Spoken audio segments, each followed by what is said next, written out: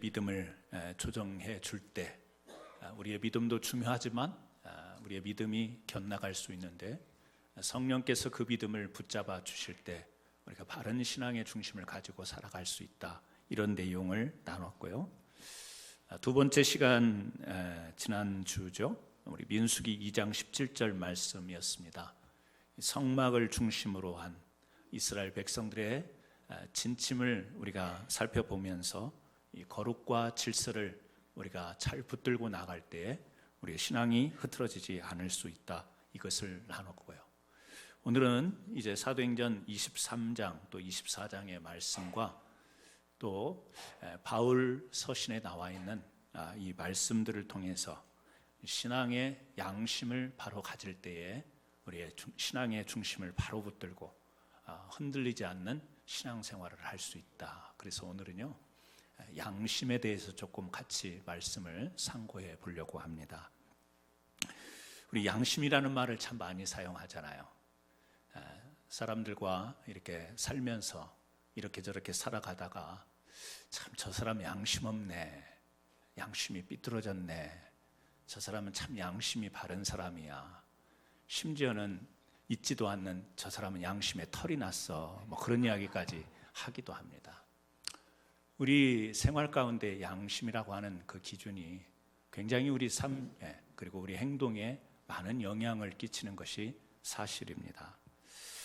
양심이라고 하는 것은 선악을 판단하고 선을 명령하여 악을 물리치는 도덕의식이다. 이렇게 사전에서는 이야기를 하고 있습니다.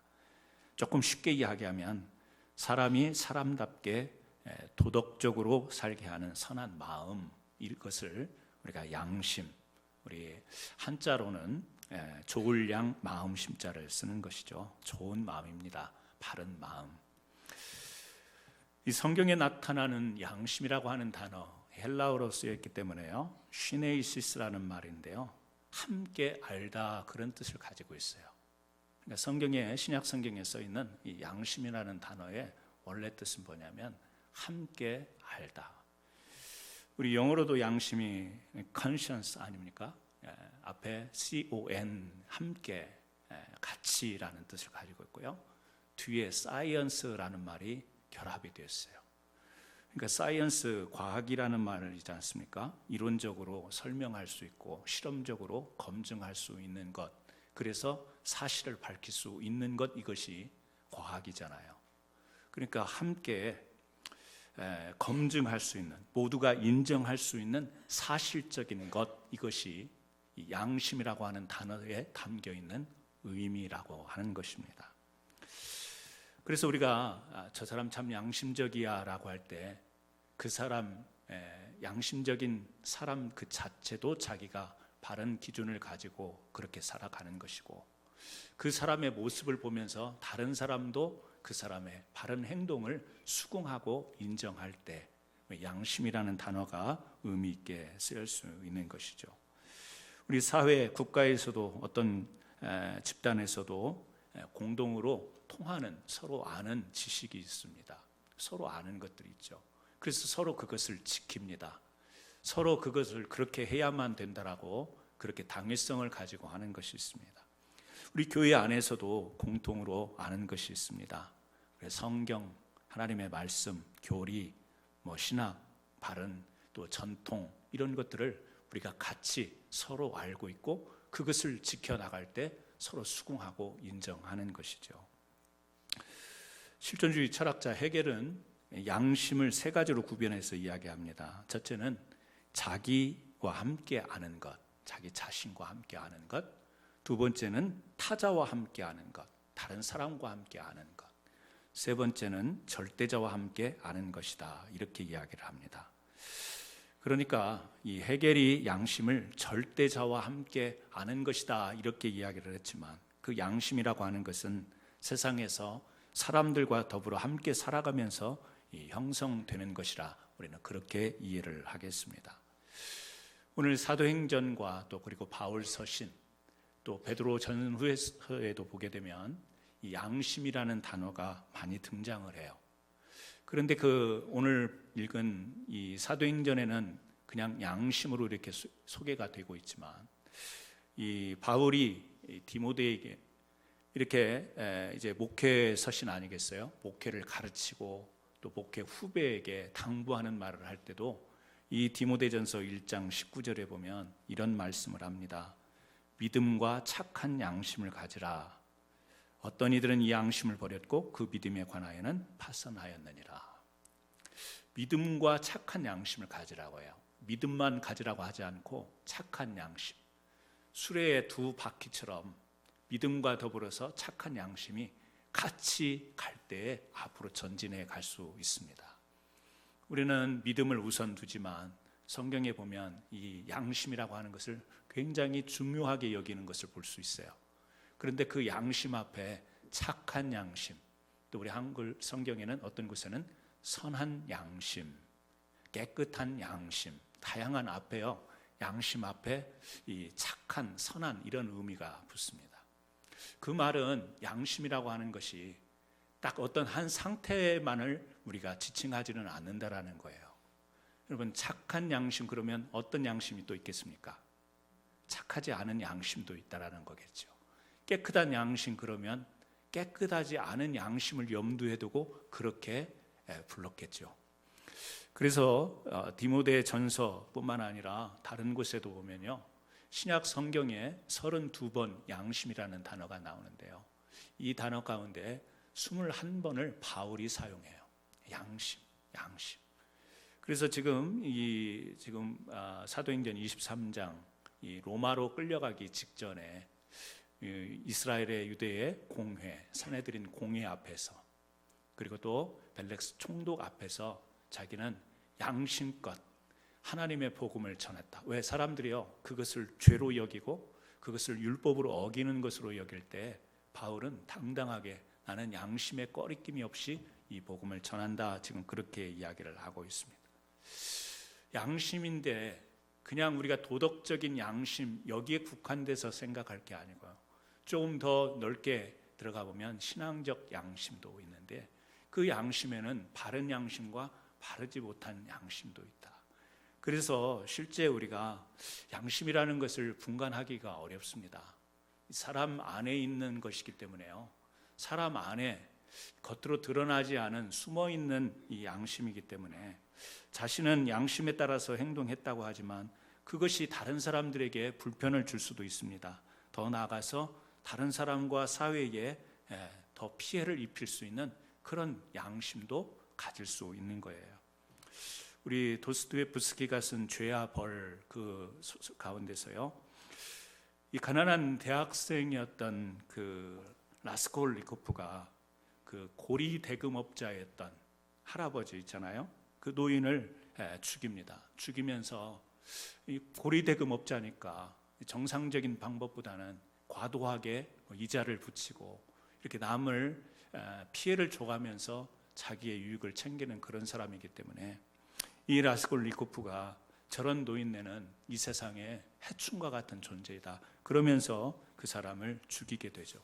나는 양심적으로 저 사람을 죽인 거에 대해서, 왜? 사회의 악과 같은 존재이기 때문에 그 사람을 죽인 거에 대해서 내 양심에 전혀 거리낌이 없다, 그렇게 이야기를 하죠.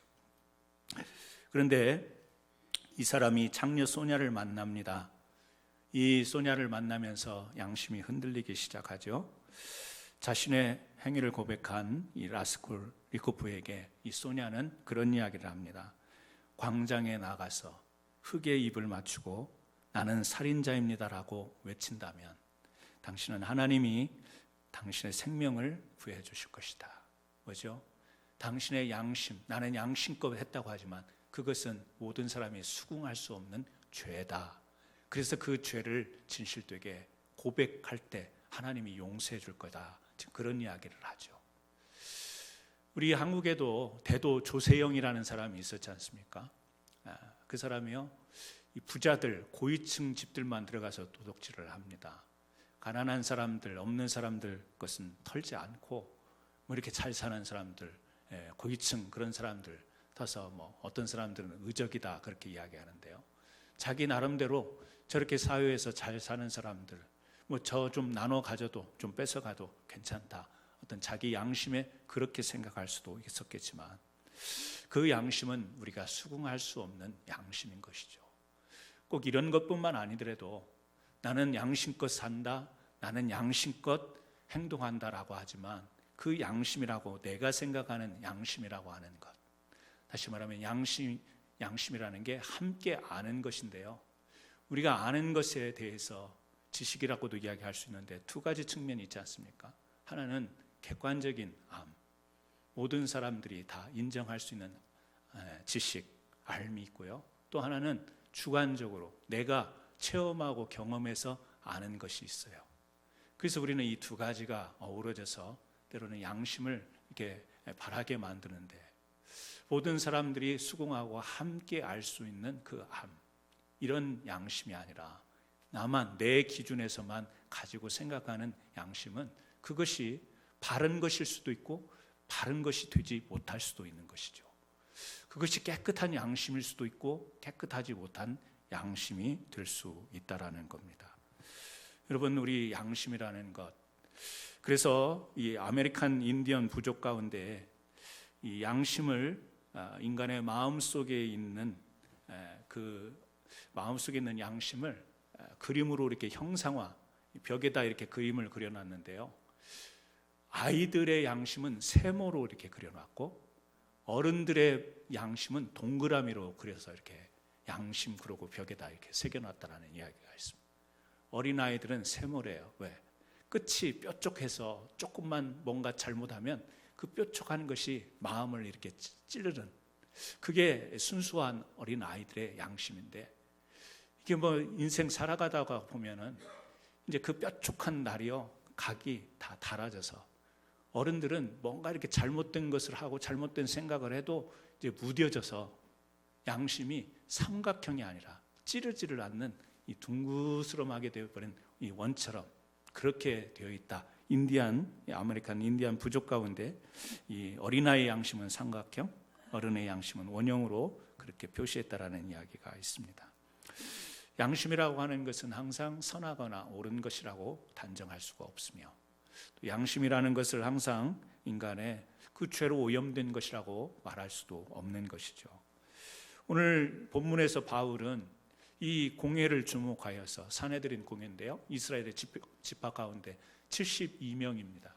그러니까 마치 어떤 사법적인 역할도 하고요, 국회 같은 그런 역할도 하는 그런 그 당시에 이스라엘의 공회가 있는데, 여기에서 지금 뭐라고 이야기하냐면, 형제들아, 오늘까지 나는 범사의 모든 일에 이 양심을 따라 하나님을 섬겼다, 그런 이야기를 해요. 그리고 아까 우리가 24장에서 읽은 것처럼 나는 하나님과 사람에 대하여 항상 양심에 거리낌이 없기를 힘쓴다, 그런 이야기를 합니다.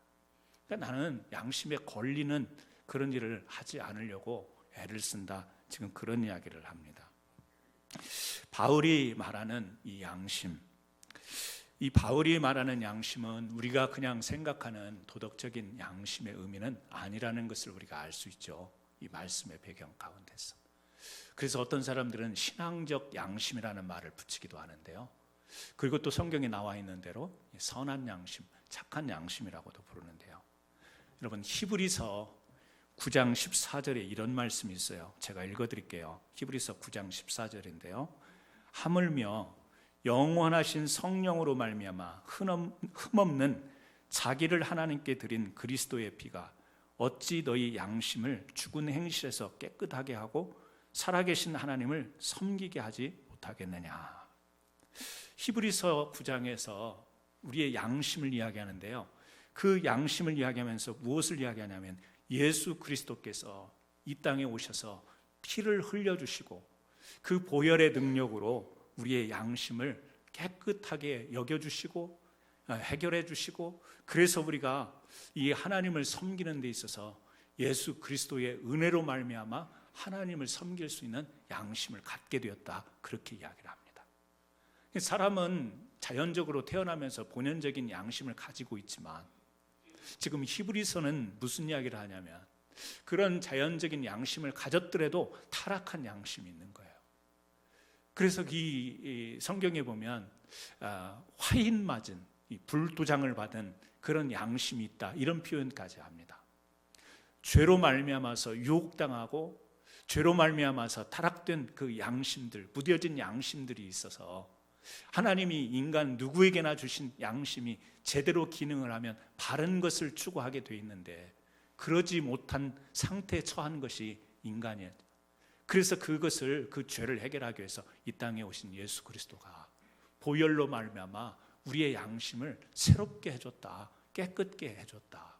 그래서 예수로 말미암아 구속받은 사람들의 양심은 하나님을 섬길 수 있는 양심이 되었다. 그것을 히브리서에서 우리에게 가르쳐주고 있는 거예요. 지금 바울이 나는 양심적으로 범사에 양심을 따라 행했다, 살았다. 그 말은요, 자기가 양심을 따라 복음을 전했다. 왜? 지금 복음 전하다가 유대인들의 핍박에 부딪힌 거잖아요. 예수 그리스도를 전하다가 자기가 지금 부딪혔습니다. 붙잡혔습니다. 그런데 그 붙잡힌 상황에서 뭐라고 이야기하냐면, 나는 예수 그리스도의 보혈로 말미암아 다시 새롭게 된 양심을 따라 이 복음 전하는 것이 아무 거리낌이 없는 일이다, 당당한 것이다, 바른 것이다, 지금 그렇게 외치고 있는 것이죠. 여러분, 그렇습니다. 우리가 신앙 양심이라고 하는 것은 바로 예수 그리스도를 통하여 새롭게 되어진 양심. 그래서 성경 곳곳에서 우리가 착한 양심, 깨끗한 양심이라고 하는 것은 그런 의미의 양심인 거예요.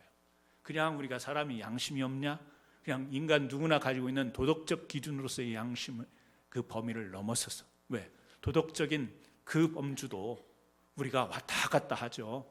또 그것도 정말 선의 기준이 어떤 것인가 기준 삼기가 어렵죠. 근데 하나님은 우리에게 분명한 기준을 주시지 않았습니까? 그러면서 이 바울은 하는 이야기가 뭐냐면, 이 사도행전 조금 25장에 더 나가서 뭐라고 이야기하냐면, 만일 내가 불의를 행하여 무슨 죽을 죄를 지었으면 죽기를 사용하지 아니할 것이다. 내가 만약에 어떤 불법 불의를 행하면 그 책임은 내가 지겠다. 하나님 앞에 거룩한 양심으로 거듭난 사람이 내가 살기 위하여 잘못하고도 이런저런 편법으로 빠져나가지 않겠다, 그런 말입니다. 그러니까 내가 하나님의 거룩으로 새로운 양심을 가져서 하나님의 복음 안에서 살아가려고 노력을 하지만 내가 잘못한다고 하면 그 잘못에 대한 책임은 내가 당당히 지겠다. 이것이 하나님 앞에 거듭난 양심의 마음을 가진 사람인 것이죠. 내가 유리하면 내 양심도 살짝 덮어버리고, 내가 불리하면 양심과 타협하는 그런 것이 아니라 잘못하면 그 책임을 내가 지겠다. 하지만 내가 거리낌이 없도록 거듭난 사람의 양심을 가지고 살아가려고 나는 노력을 하겠다. 그것이 지금 바울이 하는 이야기예요. 여러분, 우리가 조금 참고로 베드로 전서를 우리 같이 한번 좀 보셨으면 좋겠습니다. 이것은 좀 찾아보셨으면 좋겠는데요. 베드로전서 3장 21절이에요. 베드로전서 3장 21절, 신약성경 381쪽입니다. 제가 가진 성경 381쪽인데요. 베드로의 말입니다. 베드로 전서 3장 21절입니다. 같이 한번 이 말씀을 합독하겠습니다. 물은 예수 그리스도께서 부활하심으로 말미암아 이제 너희를 아는 편이 곧 세례라. 이는 육체의 더러운 것을 제하여 버림이 아니요 하나님을 향한 선한 양심의 간군이라. 앞에서요, 노아 방주 이야기를 해요. 그러면서 우리 구원에 관한 이야기를 합니다. 우리 구원에 관한 이야기를 하는데, 그 구원에 관한 이야기를 하면서 무엇을 이야기하죠? 세례를 이야기를 해요. 물이라고 하는 것은 예수 그리스도께서 부활하심으로 말미암아 우리를 구원하는 표다, 상징이에요. 표다. 근데 그게 뭐냐면, 그 상징이 뭐냐면 세례라는 거예요. 여러분, 세례 받으셨잖아요. 세례를 받았는데 이 세례라고 하는 것이 그냥 우리가 이제 예수 믿는 사람이 되었다, 사람들 앞에서 공포하는 그런 의미로 많이 우리가 이해를 하고 있습니다. 하지만 성경을 보면 그런 차원을 넘어서요. 뭐냐면 상징이고 사인이긴 한데 구원의 표라고 이야기를 합니다. 그러니까 이 세례가 갖는 의미는 굉장히 중요한 거예요. 세례를 안 받으면 구원을 받냐 못 받느냐처럼 그런 이야기가 아닙니다. 이 세례라는 의미가 얼마만큼 중요한 의미인가, 지금 그것을 우리에게 전하고 있는데요. 세례라는 게 그거 아니에요? 우리가 예수를 믿음으로 예수를 알지 못했던 그 죄와 더불어 우리의 죄악을 다 이제 예수님의 이름으로 다 묻어버리는 거죠. 장사 지내는 거 아닙니까? 다 묻는 거예요. 옛사람을 묻는 의식이에요. 그래서 우리가 베프티즘, 이 침례로 물속에 이렇게 들어갔다 나올 때 물은 세상을 의미하니까 그 물속에 옛사람을 나를 묻어버리고 다시 일으켜 새로운 거듭난 사람으로, 이런 상징을 가지고 있는 거잖아요. 그래서 이 세례라고 하는 것은 굉장히 중요한 의미를 가지고 있는데 이 세례의 의미를 오해하지 말라는 거예요. 어떻게? 첫째, 육체의 더러운 것을 제하여 버림이 아니요. 자, 세례 받는다고 해서 우리의 육신에 더러운 것이 다 없어진다? 그게 아니라는 거예요. 우리는 좀 어느 정도는 그렇게 이해를 하고 있습니다. 우리의 죄가 다 사라진다, 묻어버리니까. 물론 그런 의미도 담고 있습니다. 그런데 여기에서 강조하는 것이 뭐냐면, 자, 우리의 더러운 것을, 육체의 더러운 것을 제하여 버림이 아니요 하나님을 향한 선한 양심의 간구니라.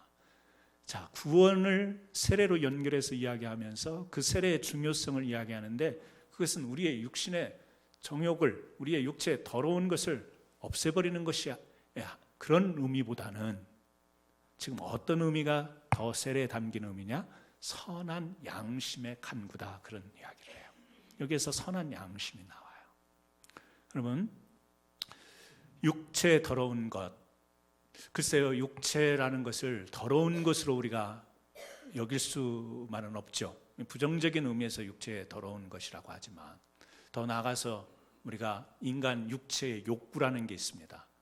욕구라는 게 죄가 아니라는 것을 우리가 알고 있죠.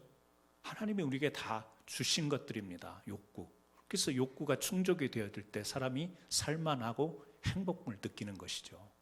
그 욕구가 잘못 되어져 갈 때 거기에서 부정적인 결과, 열매가 맺혀지는 것이죠.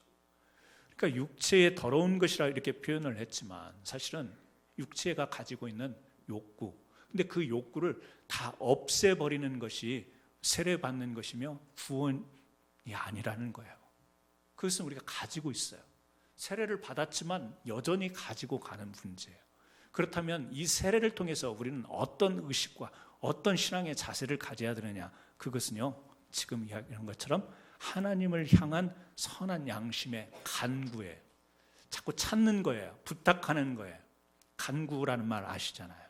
선한 양심을 갖도록, 하나님을 향한 선한 양심을 갖도록 우리가 부단히 노력하는 출발이 뭐냐? 세례다라는 겁니다. 그러니까 예수님을 영접하고 믿어서 우리가 세례를 받는데, 그 세례를 받는 것은 무슨 시작이냐? 선한 양심으로 살아가는 시작인 거예요. 하나님을 향하여 선한 양심으로 살아가는 시작.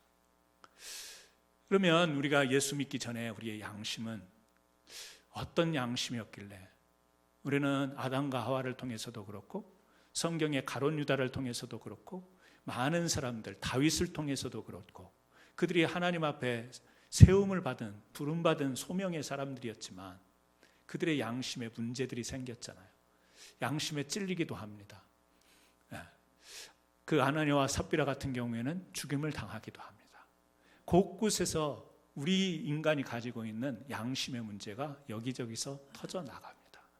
그래서 그 양심마저도 하나님의 성령에 의해서 새로워지고 그것을 늘 간구하면서 우리가 양심의 소리를 통하여 우리가 하나님 앞에 믿음으로 나가고, 그 믿음을 통하여 다시금 우리의 양심을 정리하고 정돈할 때 우리가 신앙생활을 제대로 해 나갈 수 있는 것이죠. 그래서 아까 처음에 이 디모데 전서에서도 이야기하는 것처럼 믿음과 착한 양심을 가지라. 믿음만 있으면 될 것 같은데 믿음에 착한 양심을 가지래요. 믿음이 있어야 착한 양심을 가졌고요, 착한 양심을 바탕으로 해야 제대로 된 믿음 생활을 할 수 있어요. 우리가 간혹 그렇게 바라볼 때가 있습니다. 저 사람 믿음이 있는 사람이라며, 저 사람 기도도 하고 예배도 드리는 사람인데. 예배가 잘못된 게 아니에요. 기도가 잘못된 게 아니라 무엇이 문제가 있을 때 있냐면 양심이 제대로 되지 못할 때 문제가 될 때가 있어요. 그죠? 우리 함께 예배합니다. 기도합니다. 신앙의 모습을 갖습니다. 그런데 왜 사람들이 수긍하지 못할까요? 저분 크리스찬 아닌가? 저분 우리 기독교인 아닌가? 저분 교인 아닌가? 그런데 수긍이 안 가요. 그럼 그 믿음의 어떤 행위 드러난 모습 가지고 우리가 판단하는 게 아니라 가만히 들여다보면 양심의 문제에서 걸리는 부분이 있으니까. 그래서 우리가 사실은 믿음에 드러나는 모습 가지고 시비 걸지 않습니다. 믿는 사람이 양심을 저렇게 가져서 되겠는가? 우리 그냥 쉽게 그런 이야기를 하죠. 믿는 사람이 양심을 그렇게 품으면 되겠는가? 그런 이야기를 합니다. 이 바리새인들, 서기관, 또 사두개인들, 이 공회, 산헤드린 공회를 이루고 있는 사람들은요, 율법에 의한 사람들이에요. 율법에 의한 사람들은 겉으로 흠이 있어서는 안 돼요. 철저하게 율법을 준수하면서 그 법을 따라가는 사람들입니다. 마음은 어떻든 간에, 양심은 어떻든 간에 겉으로 드러나는 것에 있어서는 온전해야 되는 거예요. 그래야 율법을 따르는 사람들이었어요. 여러분, 겉으로 드러나는 모습이 완전하면 우리는 양심적이다, 그렇게 이야기할 수 있습니다. 겉으로나 지켜지는 그런 것들. 그래서 한국에서 어떤 방송에서 그랬잖아요. 밤 깜깜할 때 차들이 별로 다니지 않는 그곳에서 신호등이 빨간불이 켜졌는데 사람들이 그냥 통과를 하는가 아니면 신호등 앞에서 서는가 해갖고 양심 냉장고 주고 막 그런 방송이 있었잖아요. 그게 무슨 양심이에요? 그거는 법이니까 당연히 지켜야 되는 거지. 근데 양심 냉장고 그래가지고요, 몰래카메라 설치해놓고 빨간불이 켜졌는데 어떤 차는 그냥 무시하고 가고, 어떤 차는 주춤주춤 하다가 그냥 가고, 어떤 차는 멈추면 막 달려가서 양심 그래가지고 냉장고 딱 주는 거예요. 겉으로 드러나는 거에 있어서 흠이 없으면 양심적이라고 우리는 그런 판단을 합니다. 그렇지 않잖아요. 그렇지 않습니다.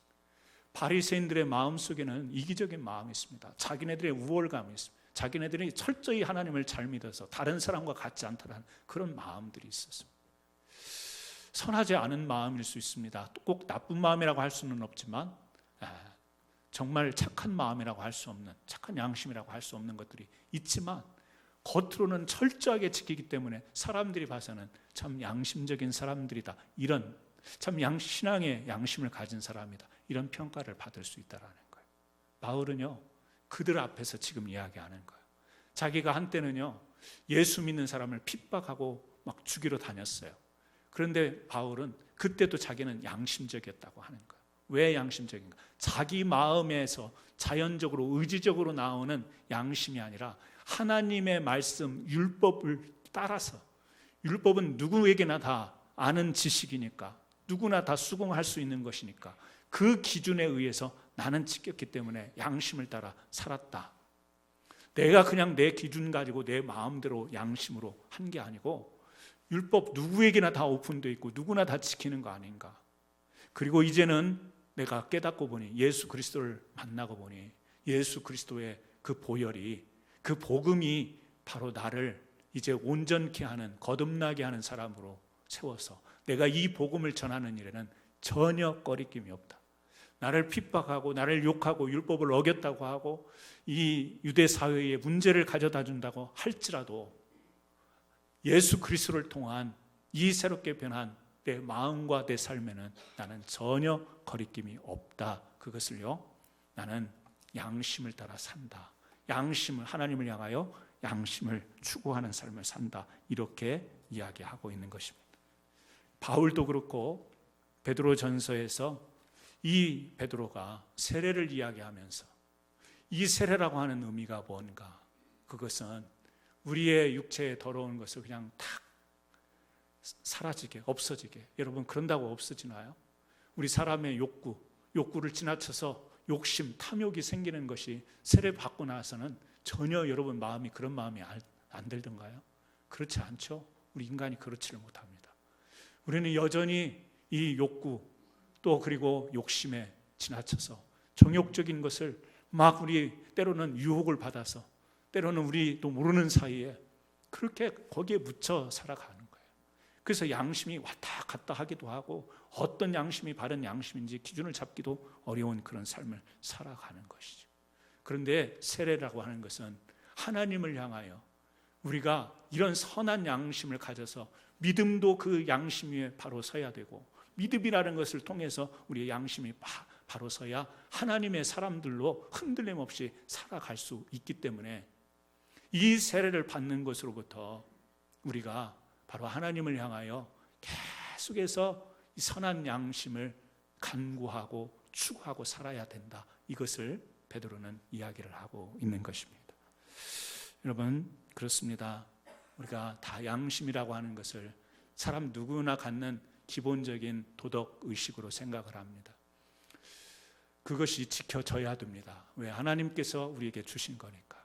그러나 그 넘어서서 우리 믿는 사람들은 한 차원 더 나아가서 예수 그리스도의 복음으로 말미암아 우리의 심령, 때로는 자연적으로 가졌던 양심마저도 삐뚤어질 때가 있고, 자연적으로 주어진 양심이지만 그게 나만의 기준이 되어서 다른 사람들이 수긍할 수 없는 양심의 잣대 때문에 나는 양심껏 한다고 하는데, 나는 양심 선언한다고 하는데 다른 사람은 도대체 이해할 수 없고 수긍할 수 없는 그런 양심 선언도 있는데요, 우리가 그 바른 양심의 기준을 예수 그리스도의 보혈로 다시 거듭난, 그래서 하나님의 음성이 양심을 통하여 우리에게 들려질 때 우리가 하나님의 뜻을 온전하게 쫓아갈 수 있게 되는 것입니다. 동화 피노키오에서, 피노키오는 물론 이 원작 동화에는 안 나오지만 디즈니에서 만든 영화에는 첨가가 된 부분인데요, 피노키오 옆에 늘 입 바른 소리하는 귀뚜라미가 있잖아요. 너무너무 귀찮게 합니다. 너무 귀찮게 하니까 피노키오가 그 귀뚜라미를 발로 밟아 죽입니다. 근데 그 귀뚜라미가 죽지 않고 다시 유령이 되어 살아나요. 계속해서 옆에 피노키오 옆에 와가지고 착하게 살아라, 착하게 살아라 그럽니다. 귀찮게 하죠. 이 작가는 양심의 소리라고 하는 것은 결코 죽지 않는다라는 것을 이 피노키오 동화를 통해서 우리 사람들에게 전합니다. 귀찮아. 옆에 와가지고 자꾸 마치 귀뚜라미처럼 우리 양심이라고 하는 것은 어떤 일을 함에 있어서 어떤 생각을 하면서 항상 우리를 때로는 귀찮게 할 때가 있습니다. 늘 착하게 살아야지, 바로 살아야지, 조금 다른 말로 하면 내가 이렇게 살아도 되나, 내가 이래도 되나, 우리 그런 것들이 있지 않습니까? 믿음을 가진 사람인데 내가 하나님 앞에서 신앙생활 이렇게 해도 되는가? 내가 뭔가 좀 사람들하고 관계에서 문제가 있었는데 내가 사람들한테 이렇게 해도 되나? 뭔가 마음에 걸리는, 이 걸리는 것들이 있죠. 양심에서 자꾸 우리에게 들려오는 소리들이 있습니다. 특히 우리가 이런 이 하나님께서 주시는 양심의 소리를 통하여 우리는 신앙이 좀 더 깊은 데로 나갈 수 있습니다. 때로는 여러 가지 우리의 상황들, 우리를 에워싸고 있는 환경들, 참 우리를 흔들어 놓을 때가 많이 있습니다. 정신적으로, 마음적으로, 막 육체적으로, 영적으로 막 너무 우리를 흔들어 놓을 때가 많이 있습니다. 마음을 평정한다라는 것, 마음을 안정되게 갖는다라는 것이 결코 쉽지 않습니다. 머리는 잠시 쉼을 가질 수 있지만 우리 머릿속에는 너무 복잡한 것들이 많이 들어있어요. 여러분, 가정에만 국한시켜서 한번 생각해 봐도 이 머릿속에 수많은 생각들이지 않습니까? 또 여러분 직장에 가면 어떻습니까? 수많은 것들로 여러분들의 마음이, 생각이 복잡해져 있습니다. 우리 자녀들을 보면, 또 우리 교회를 보면 너무나 많은 것들이 있어서 그런 것들이 안정되게 평온하게 우리를 이끌어 갈 수 있는 것들이 아니에요. 조금만 생각 잘못하고 조금만 판단 못하면 우리 인생이 걸려 있는 거예요. 우리 앞날이 걸려 있고 지금까지 쌓아왔던 행복이 한순간에 무너질 수 있는 거예요. 한순간에 우리 쌓아왔던 명예가 다 무너질 수 있는 그런 긴장되는 그런 것들을 우리가 다 생각 속에, 마음 속에 담고 있습니다. 그래서 우리가 바로 살아간다라는 것, 특히 신앙 안에서 바른 하나님의 뜻을 붙잡고 나간다라는 것이 기도 몇 번 해갖고 되는 문제가 아니요, 성경 몇 구절 읽는다고 되는 것이 아니요, 우리가 예배 드리면서 마음을 주님 앞에 내어놓는다고 단순간에 해결될 수 있는 문제가 아니라는 거예요. 그래서 착한 양심을 어떻게 해요? 간구해야 되는 거예요. 계속해서 하나님, 이 양심을 통하여서 우리에게 소리를 들려주옵소서. 피노키오에게 귀뚜라미가 계속 귀찮듯이 이야기하는 것처럼 주의 성령이 우리의 양심을 통하여서 이미 예수 그리스도로 말미암아 거듭난 이 양심을 통하여서 네가 그래도 돼. 너 그렇게 살면 돼. 네가 그렇게 신앙생활하면 돼. 네가 사람들한테 그렇게 하면 되겠어. 이런 소리들이 귀찮은 것 같고 짜증스럽고 잘 듣기 싫은 소리 같지만 그 소리를 통하여 하나님이 원하시는 온전한 신앙으로 나갈 수 있는 이 거룩한, 이 깨끗한, 이 착한 양심이 우리 사랑하는 성도들에게 있을 때 이 신앙이 견고하게, 때로는 흔들릴 수 있는 상황에서도 강하게 붙들고 나가게 될 줄 믿습니다. 그러한 은혜가 저와 여러분에게 있기를 다시 한번 예수님의 이름으로 축원합니다. 기도하십니다. 하나님, 우리의 신앙을 온전히 붙들고 흔들림 없이 살아간다라는 것이